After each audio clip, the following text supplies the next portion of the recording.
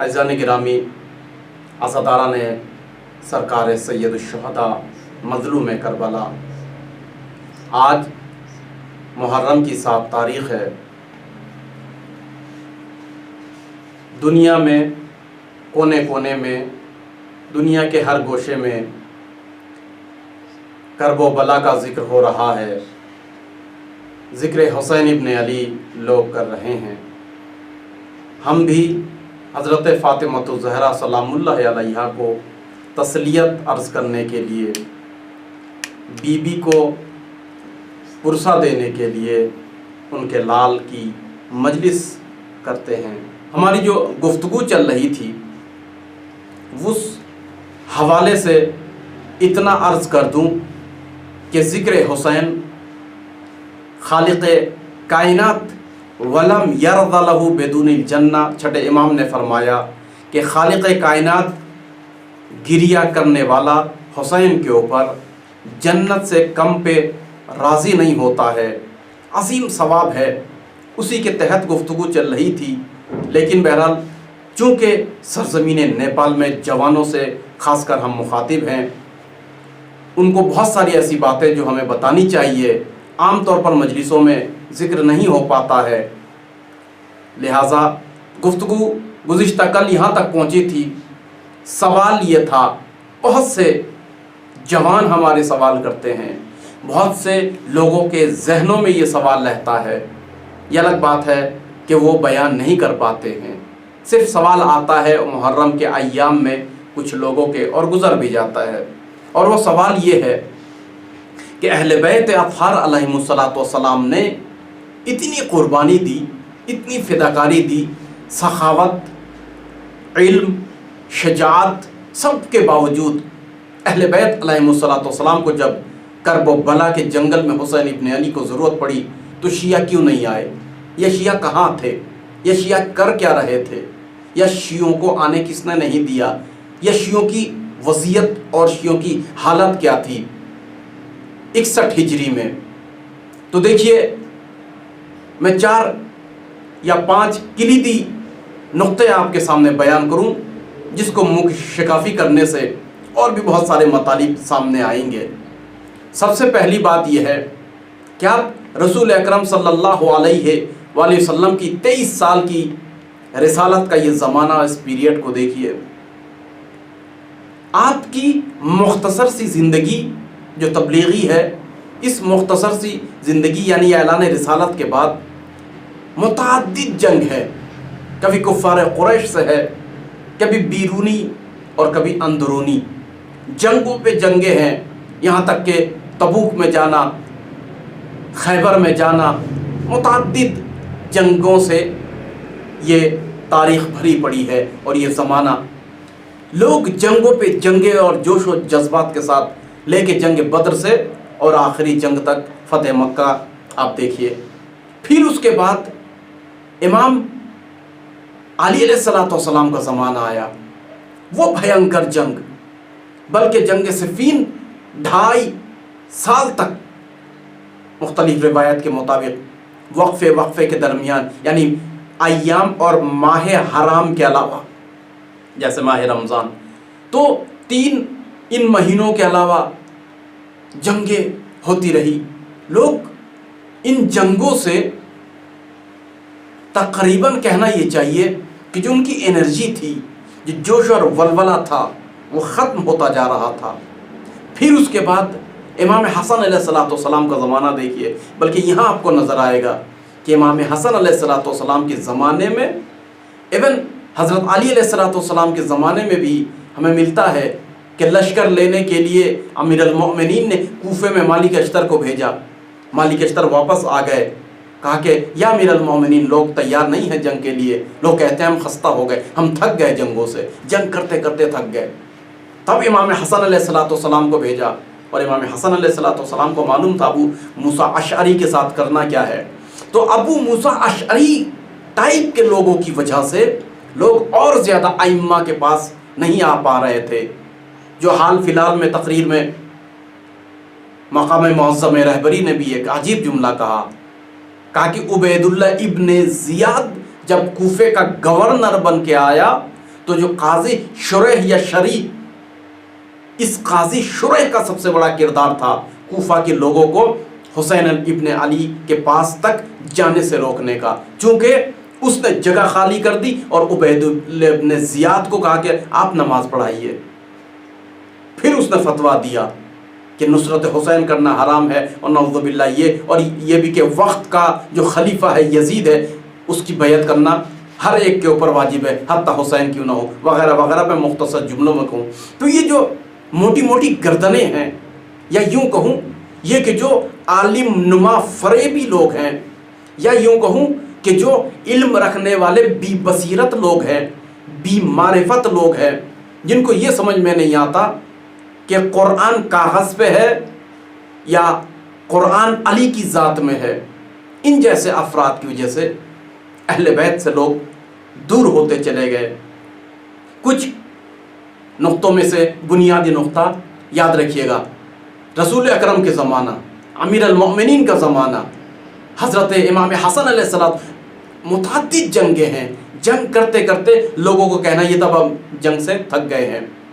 ایک انقلاب مر چکی تھی، لوگوں میں بیداری اواکن مر چکی تھی، لہٰذا حسین ابن علی نے اپنا خون دیا اور نئی نہضت قائم کی، نئی بیداری قائم کی۔ اس کے بعد دیکھیے پھر کوفے میں، مکے میں، مدینے میں قیام ہی قیام شروع ہو گئے، یعنی قیام سو چکا تھا، موومنٹ کا گلا گھٹ رہا تھا۔ لہٰذا حسین ابن علی نے متعدد جگہوں پر آواز دی، مگر لوگ سست ہو گئے۔ آپ کے خطبوں میں جو کرب و بلا اور مدینے سے لے کے کربلا کے بیچ میں راستوں میں بھی جو آپ نے خطبہ بیان فرمایا ہے، اس میں بھی یہ لفظ آپ کو مل جائے گا کہ لوگوں تمہیں ہو کیا گیا، تم سست کیوں ہو گئے ہو اللہ کے راستے میں۔ جی ہاں، تو ایک یہ مسئلہ تھا۔ دوسرا جو مسئلہ ہے، آپ تصور کیجئے، اور اس بات کو تب سمجھیں گے، میں منہ شکافی نہیں کروں گا، تفسیر میں نہیں جاؤں گا۔ امام حسن علیہ السلام کے زمانے میں امام حسن علیہ السلام نے صلح کی۔ علماء کہتے ہیں کہ امام حسن نے صلح اس لیے کی کہ وقت کا تقاضا تھا، اپنے جگہ پہ لوگ سست ہو گئے تھے، تنبل ہو گئے تھے، امام کی آواز پہ لوگ نہیں آ رہے تھے، لوگ اتنے لالچی ہو گئے تھے کہ درہم و دینار، عبید اللہ جیسا شخص، عبید اللہ ابن عباس سپہ سالار، وہ چند سکوں میں بک جاتا تھا۔ لہٰذا امام حسن علیہ السلام کے زمانے میں ایک یہ مسئلہ، دوسرا کہتے تھے کہ جو ان کے مخالف تھے، میں سرزمین نیپال میں مجلس پڑھ رہا ہوں، لہٰذا آپ لوگ سمجھتے ہوں گے میری مجبوریاں یا زنجیر سے جکڑی ہوئی مجبوریوں کی میری یہ زبان بہتر طریقے سے آپ جانتے ہیں۔ لہٰذا مد مقابل امام حسن کے جو تھا وہ ظاہر میں دیندار نظر آتا تھا، نماز میں رونا، جی ہاں مسجدوں میں جا کے گریا، خشوع اور خضوع کا دکھانا، لیکن گھر کے اندر آ کے اس کا دوسرا چہرہ تھا۔ لہٰذا اگر اس کو امام حسن قتل کر دیتے، لوگ کہتے مومن نے مومن کو مارا، اور اگر اس کے ہاتھ سے قتل ہو جاتے، شہید ہو جاتے، تو کہتے ایک مومن نے ایک مومن کو مارا۔ لیکن یہاں کچھ مسئلہ اور تھا۔ یزید جب سامنے کھل کر آیا تو یزید اوپن اور سر عام شراب پیتا تھا، لہٰذا امام حسین علیہ السلام کے پاس جواز مل گیا۔ کیوں؟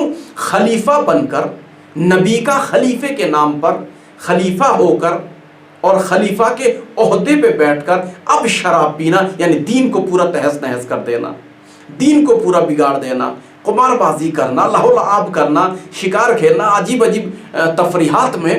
جی ہاں، فتوحات کا عظیم وہ پہاڑ، وہ پوری مملکت اسلامی کو رسول اکرم نے خون سے سینچا ہے، شہیدوں نے اپنے خون پسینے سے سینچا ہے، اور یہ بنا ہوا جو خلیفہ ہے، پتہ اس کا ایک جملہ کہتا ہے، نعوذ باللہ، خاکم بتہن، کہتا ہے کہ یہ دین وین کچھ نہیں تھا، نعوذ باللہ نعوذ باللہ۔ یہ اس کا یزید کا جملہ ہے کہ محمد ڈھونگ مچانے کے لیے، حکومت لینے کے لیے، نعوذ باللہ، یہ اس کا جب جملہ ہوتا ہے، یہ جب اس کی عقیدت ہوتی ہے، اب حسین ابن علی کے اوپر واجب ہوتا ہے کہ وہ قیام کریں، ایک بات۔ لیکن دوسرا پس منظر بھی تاریخ کے نچوڑ سے، میں 30 سے 35 سال تاریخ کے ریسرچ کے بعد یہ جملہ کہہ رہا ہوں، اپنے اساتید اور مورخین کیا یہ جملہ ہے بہت دیانتداری کے ساتھ یاد رکھیے گا، امام حسن سے پہلے جتنے لوگ خلیفہ بنے سب کی لسٹ آپ کے پاس ہے، جتنے لوگ خلیفہ ہوئے کسی نے خلافت خاندانی نہیں بنایا. پتہ نہیں میں آپ کو بات سمجھا پا رہا ہوں یا نہیں. کسی نے خلافت کو بنی امیہ کے اندر منحصر کرنے کی کوشش نہیں کی، بلکہ اگر پہلا خلیفہ کسی اور قبیلے کا تھا، دوسرا خلیفہ کسی اور قبیلے کا ہے، تیسرا خلیفہ کسی اور قبیلہ، تیسرے خلیفہ نے یہاں سے شروع کیا ہے خاندان کو اندر کرنا. اور مروان اور حکم اور یہ سب آپ دیکھ رہے ہیں، جی ہاں ولید ہے، مروان ہے، یہ تمام رشتہ داروں کو مقامات عنایت کرنا، یہاں سے یہ چالو ہوتا ہے. پھر اس کے بعد شام میں اس کے اوپر سونے پہ سہاگا لگ جاتا ہے، اور یزید نے ایک دم کہہ ہی دیا تھا کہ بنی امیہ کے ہاتھ میں یہ سلطنت آئی، اب کسی کے ہاتھ میں یہ حکومت نہیں جائے گی. جبکہ یہ اسلام کی خلافت کو خاندانی بنا رہا تھا، تب حسین ابن علی کھڑے ہو گئے. اب ضروری تھا، کیوں؟ اس لیے کہ نہ یہ کہ خلافت کو خاندانی بنا رہے تھے بلکہ پورے اسلام کو خاندانی بنا رہے تھے. آج کے زمانے میں بھی میرے دوستوں، میرے بزرگوں، میرے عزیزوں، جہاں تک میری آواز پہنچ رہی اس بات پر غور کرنا، اب بھی کچھ لوگ ہیں کہ جو وقف امام باڑوں کو اپنی خاندانی بناتے ہیں، جو مسجد کو خاندانی بناتے ہیں، جو امام بارگاہوں کو خاندانی بنانے کی کوشش کرتے ہیں ناجائز طریقے سے. ہاں کچھ ہے، فرض کیجئے مدرسہ ہے خاندانی ہے، مگر نہیں ہونا چاہیے، پھر بھی اس نے محنت کی اور چلو ٹھیک ہے. لیکن مسجد خاندانی کیوں ہو، امام بارگاہ کیوں ہو، قبرستان کیوں ہو، عزاداری خاندانی کیوں ہو، یا علم خاندانی کیوں ہے، یا مولویت خاندانی ہو؟ جی ہاں، اس خاندان پرستی کے مقابلے پہ حسین ابن علی نے قیام کیا، اگر آپ کو بات سمجھ میں آ رہی ہو. لہٰذا جہاں بھی دیکھیے کہ دین کو، مذہب کو خاندانی بنایا جا رہا ہے، وہاں یزیدیت ہے، حسینیت نہیں ہے. اور اس کے مقابلے میں ایک حسینی کو کھڑا ہونا ضروری ہے اور ہونا چاہیے. جی ہاں، امام حسین علیہ السلام نے چونکہ اب حکومت، گورنر، ولی عہد سب کچھ جو ہے وہ بنی امیہ کے ہاتھ میں، یعنی اسلام کو جکڑا جا رہا تھا. حسین ابن علی نے کہا اب خون کی ضرورت ہے تاکہ بنی امیہ کے پنجوں سے اسلام کو چھڑایا جائے، ورنہ اسلام مر جائے گا، اسلام خشک ہو جائے گا، اسلام مٹ جائے گا. اسی لیے لوگ کہتے ہیں حسین نے دین است حسین، حسین نے اسلام کو بچایا. ایک جملے میں لوگ کہہ تو دیتے ہیں اور حق بات بھی ہے، امام حسین نے اسلام کو بچایا، مگر کیسے بچایا؟ اس پہ بھی تو غور کیجئے. اگر کسی نان مسلم بھائی نے پوچھا امام حسین نے کیسے اسلام کو بچایا، تو ہمارے جوانوں کو جواب دینا ضروری ہے، ان کو جاننا ضروری ہے کہ کس طریقے سے امام حسین نے. اس موضوع پہ اور بھی گفتگو ہو سکتی تھی، لیکن ابھی بس اتنی ہی. پھر میں عرض کر دوں میرے دوستوں، میرے عزیزوں، گزشتہ کل ہم نے یہی سوال کیا تھا اور مختصر گفتگو بھی کی تھی. دیکھیے امام حسین علیہ السلام کے مقابلے میں ایک بہت بڑی شکتی، بہت بڑی طاقت، بہت بڑا پاور سامنے آیا تھا بنی امیہ کا، جو اسلحوں سے لیس، پیسوں سے لیس، من گھڑت راویوں سے لیس، حکومت شام کی پونجی اور خاندانی سب سے بڑے تاجر بھی تھے وہ اپنے اپنے زمانے کے، اور ظالم اور خونخوار لوگ تھے. حیا نہیں کرتے تھے، شرم نہیں کرتے تھے، بڑی بڑی ہستیوں کو مارنے میں شرم نہیں کی. کفار قریش میں سے تھے. رسالت مآب جیسی شخصیت کو مارنے کے در پہ، شب ہجرت کا واقعہ اٹھا کے دیکھ لیجئے، پیش کون تھا؟ تو حسین ابن علی. جی ہاں، تو یہ افراد عام شیعوں پہ کس طریقے سے رحم کر جاتے. لہٰذا اس زمانے میں 5 عمدہ چیزیں ہو رہی تھی، یاد رکھیے گا، جس کی وجہ سے حسین سے محبت کرنے والے کم حسین تک پہنچ پائے. لیکن ہاں یہ بھی عرض کر دوں، جو حسین تک پہنچنے کی جنہوں نے کوشش کی، وہ کوئی بھی رکاوٹ ان کے لیے مانے نہ ہو سکی. جس طریقے سے آج بھی حسین کے اوپر جو بھی عزاداری کرنا چاہتا ہے، کوئی ممانعت نہیں ہے. گھر کے کونے میں تنہا بھی وہ حسین ابن علی کے اوپر آنسو بہا رہا ہے، حضرت زہرا سلام اللہ علیہ کو پرسا دے رہا ہے، غار کے اندر بیٹھ کے، گھر کے اندر بیٹھ کے. اب تو زمانہ کافی ترقی کر گیا ہے، شاید خدا نے ہمارا بھی امتحان لیا کہ ہم آئے سیرت امام زین العابدین علیہ الصلوۃ والسلام کے اوپر اس سال عمل کر کے عزاداری کو کریں۔ کیوں؟ امام زین العابدین سیکریٹ عزاداری کیا کرتے تھے، ایک ان کی سیرت میں۔ بہرحال آپ غور کیجئے گا، میں نے صرف ایک جملہ بولا، بغیر توضیح کے کوئی بھی جملہ سمجھ میں نہ آئے آپ پوچھ بھی سکتے ہیں، لیکن منحرف فکر مت کیجئے گا۔ دیکھیے پھر میں عرض کر دے رہا ہوں، شیعہ کہاں تھے؟ ایک جتنے بڑے بڑے شیعہ تھے، لفظ بڑے سے مطلب یعنی صحابی، تابعین، تبع تابعین، کیا مطلب؟ یعنی رسول اکرم صلی اللہ علیہ وآلہ وسلم کے صحابی جو اہل بیت کو مانتے تھے، جو امام حسین سے پیار کرتے تھے، ان کو امیر المؤمنین علی علیہ الصلوۃ والسلام کے صحابی اور دوست، ان کو امام حسن کے صحابی، امام حسین کے صحابی، بڑے بڑے صحابیوں کو قتل کیا گیا۔ جی ہاں، تاریخ میں موجود ہے، کرب و بلا کے نزدیک جو سب سے بڑی آبادی تھی وہ کوفہ تھا، جہاں محب اہل بیت زیادہ تھے۔ میں عرض کر دوں 3 شہر ہے، ایک مدینہ، ایک مکہ اور ایک کوفہ، جو اہم ترین شہر ہوا کرتا تھا اس پیریڈ میں مملکت اسلامی میں، خاص کر اہل بیت کے چاہنے والوں کے لیے۔ میں ان تینوں شہر کے بارے میں مختصر اگر ہو سکا گفتگو کروں گا، اور پھر ربط مصائب، اور پھر میں عرض کر دوں مصائب میں تشنگی رہ جاتی ہے، چونکہ وقت بہت کم ہوتا ہے، ہمیں معاف کیجیے گا، اور حضرت فاطمۃ الزہرا بھی ہمیں معاف کریں گے۔ جیسے عزاداری کرنے کا حق ہے، شاید ادا نہیں ہو پا رہا ہے اس عالم غربت میں۔ جی ہاں، تو جتنے بڑے بڑے صحابی تھے امام حسین کے، ان کے بابا کے، ان کے نانا کے صحابی، مثلا حجر بن عدی یا ادے جو کوفہ میں، ان کو قتل کر دیا گیا محرم سے پہلے ہی۔ حجر بن عدی یا ادے، دونوں یعنی عدی بھی کہہ سکتے ہیں آپ، ادے بھی کہہ سکتے ہیں۔ ان کی تاریخ دیکھیے اور آپ کو معلوم ہوگا، خاص کر ہم جوانوں کو بیان کر رہے ہیں، میرے جوانوں، یہ حجر بن ادے کون ہے آپ کو پتہ ہے؟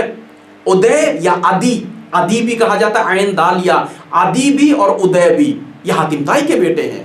جس حاتم طائی کی داستان، قصے اور سخاوت کے بارے میں آپ سنتے رہتے ہیں، یہ حاتم طائی کے بیٹے عدی یا ادے، ادے امام علی علیہ الصلوۃ والسلام کے بہترین صحابیوں میں سے ہیں۔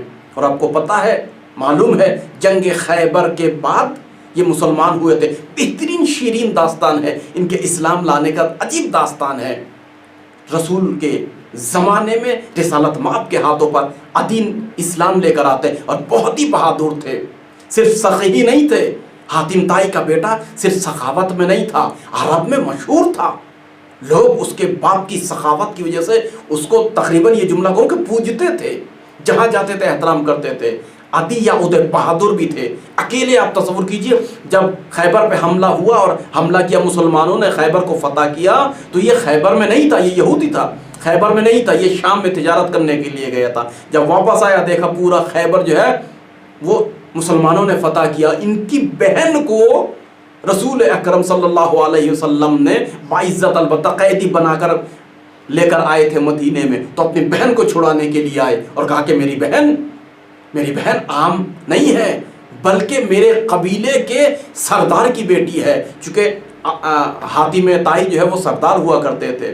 تو عدی یا ادے بن حاتم نے اکیلے ہزاروں لاکھوں کا لشکر اسلامی اکیلے آئے۔ جی ہاں، وہ کفر کے عالم میں بھی بہادر تھے، اور جب اسلام میں داخل ہو گئے اور امیر المومنین جیسے بہادروں سے ملے، اہل بیت سے ملے، تو پھر کتنے بہادر ہو گئے ہوں گے۔ اس عدی یا ادے بن حاتم کے طائی کے بیٹے کہ جنہوں نے کوفے میں زندگی بسر کر لی تھی امیر المومنین، بھئی ایک روایت یعنی حجر بن عدی یا ادے بہت بڑے صحابی تھے۔ کیوں؟ اس لیے کہ صحابی بھی تھے، صحابی کے بیٹے بھی تھے، بہت عزت تھی، لہذا ان کو قتل کر دیا گیا۔ اسی طریقے سے رشید بجری یا بجری، جو بھی ان کا خاندانی نام ہے، بجری نہیں، بجری یا بجری، جی ہاں، رشید یا رشید بھی کہا گیا ہے خط کوفی میں، بہت بڑے صحابی، کریم تھے، عظیم تھے، فاضل تھے، عالم تھے، متقی پارسا تھے، ان کے پیچھے ہزاروں لوگ جو وہ کہتے وہ مانتے تھے لوگ، مگر نصرت حسین میں جانے سے پہلے ان کو قتل کر دیا گیا۔ بنی امیہ نے توطیہ دسیسہ کرنے چن چن کر، بلکہ میں یہ کہوں ٹیرورسٹ والا کام چن چن کر جو ہے ایک ایک کو قتل کروا دیا گیا۔ اسی طریقے سے جویرہ، حضرت جویرہ، شخصیتوں کو مطالعہ کیجئے میرے جوانوں، پڑھیے ان کو، یہ محبان نبی ہیں، محبان اہل بیت ہیں، یہ عام ذات نہیں ہے۔ اس دور میں کہ جس دور میں نام علی لینے سے لوگوں کو قتل کر دیا جاتا تھا، یہ لوگ محب اہل بیت میں مشہور تھے۔ اس کے بعد عبداللہ بن نجی، مسلم بن ضمیر، اسی طریقے سے عمرو بن الحمق یا میثم تمار، ٹھیک محرم کے عاشور کے یعنی 10 دن پہلے، کیا مطلب 1 محرم کو میثم تمار کو شہید کر دیا جاتا ہے۔ تاریخ طبری میں، مروج الذہب میں، شرح نہج البلاغہ ابن ابی الحدیث، کتابیں بھری پڑی، اور ہماری بھی نہیں، عام مسلمانوں کی کتابوں میں یہ سب لکھا ہوا ہے۔ بس وقت نہیں ہے میرے عزیزوں۔ تیسری جو بات ہے وہ قید، جن کو نہیں مار پاتے تھے ان کو قید کر دیتے تھے۔ 12,000 شیعہ صرف کوفے کی جیل میں تھے، میں نے گزشتہ کل بھی بتایا، جس میں مختار ثقفی جیسے بہادر اور عظیم متقی پرہیزگار شخصیتیں جیل اور قید میں ہیں۔ تو 12,000، کوفہ تھا کتنا بڑا، 12,000 اگر چن چن کے محبان اہل بیت، پھر کیا ہوگا۔ تیسری بات ہجرت، جی ہاں 50,000 شیعہ خراسان میں چلے گئے بنی امیہ کے ظلم سے، چونکہ کوفہ مرکز تھا اہل بیت کے ماننے والوں پر، طرح طرح کے ظلم کرتے تھے۔ 50,000 خانوادہ فیملی بال بچوں کے ساتھ خراسان، یعنی کیا مطلب، یعنی آج کے ایران میں ہجرت کر کے چلے گئے۔ فتح البلدان کی کتاب نمبر 400 نمبر پیج پر آپ دیکھ سکتے ہیں۔ بس آخری بات کہوں، گھروں میں کچھ لوگوں کو قید کر دیا گیا تھا، حبس کر دیا گیا تھا۔ اگر وہ بات نہیں مانتے تھے ان کے سر کاٹے جاتے تھے، ان کے ہاتھ کاٹے جاتے تھے، پاؤں کو کاٹا جاتا تھا، آنکھیں نکالی جاتی۔ المدائنی نے کتاب میں بھری پڑی ہے، المدائنی کی کتاب آپ دیکھیے، سب کا جو ہے وہ ذکر اس نے کیا ہے۔ پھر اس کے بعد اگر کوئی نہیں مانتا ان کے جوانوں کو لے کر بھرتی کر دیتے تھے فوج میں۔ تو اس طریقے سے بہت سارے مسائل ہیں، لوگوں کو پیسوں سے خریدا گیا، ظلم کیا گیا حسین ابن علی، مگر وہیں کچھ لوگ پہنچے۔ ہاں میرے عزیزوں یاد رکھیے، وقت نہیں رہتا ہے۔ کرب و بلا میں ایک خاتون ہے، وہب قلبی کی ماں نہیں ہے، یہ دوسرے ہیں۔ ان تمام بندشوں کو توڑتے ہوئے اپنے شوہر کے ساتھ وہ پہنچے، شوہر عبداللہ بن عمیر قلبی کے ساتھ، اور پہنچنے کے بعد کرب و بلا میں امام حسین علیہ السلام سے بیعت کی۔ رات میں یہ قبیلہ نمر میں سے تھے، نمر بن قاسم قبیلے کا نام ہے، اور یہ کبھی بھی یاد رکھیے گا ڈرتی نہیں تھی، بہت شجاعت۔ بلکہ جب ان کے شوہر جنگ کے لیے گئے تو یہ لکڑی اٹھائی، چوب اٹھایا، اور آنے کے بعد میدان میں جانے لگی۔ تو امام حسین علیہ السلام نے کہا، اے ہماری چاہنے والی، خاتون پر جہاد نہیں ہے۔ تو بہت نا امیدی کے ساتھ، ارے میں تو نصرت حسین میں جا رہی تھی، ایک مرتبہ پیچھے پلٹ کر آئی۔ ہاں میرے عزیزوں، جب ان کو خبر کی کہ آپ کے شوہر شہید ہو گئے ہیں، ان کے شوہر شہید ہو گئے، ٹکڑوں ٹکڑوں میں لاشوں کو کر دیا گیا، یا یوں کہوں کہ کوئی ایسی جگہ نہیں تھی جہاں تیر اور تلواروں سے ان کو کاٹا نہ گیا تھا۔ تو ایک مرتبہ یہ آئے اور اپنے شوہر کے مبارک چہرے کو دیکھا، خون آلود چہرہ، تو صاف کر رہی تھی۔ بس اسی ٹائم، اسی وقت شمر کا غلام، شمر نے کہا کہ اس عورت کو جان سے مار دو، قتل کر دو۔ تو اس کا غلام، رستم نام کا غلام، آہنی گرز لے کر اس خاتون کے سر پر مارتا ہے، اور وہ وہیں پر شہید ہو جاتی ہیں۔ جی ہاں، اس طریقے سے کربلا میں جو خاتون شہید ہوئی ہیں، یا زن و شوہر شہید ہوئے ہیں، میاں بیوی جو ایک ساتھ شہید ہوئے ہیں، یہ ام وہب ہے اور عبداللہ قلبی ہیں۔ میرے عزیزوں، کرب و بلا عجیب داستان ہے۔ آج 7 محرم ہے، حضرت امام حسن کے یتیم قاسم کا تذکرہ دنیا میں کیا جاتا ہے۔ ہاں میرے عزیزوں، ام فروا بیوائے امام حسن علیہ السلام ارے جب بھی شوہر کی یاد آتی تھی حضرت قاسم کی زیارت کرتے تھے، یہاں تک کہ کربلا میں حضرت قاسم بار بار اجازت کے لیے جاتے ہیں تو امام حسین یہی جملہ کہتے ہیں، اے قاسم تم میرے بھائی کی نشانی ہو، میرے لال میں تمہیں کیسے اجازت دوں؟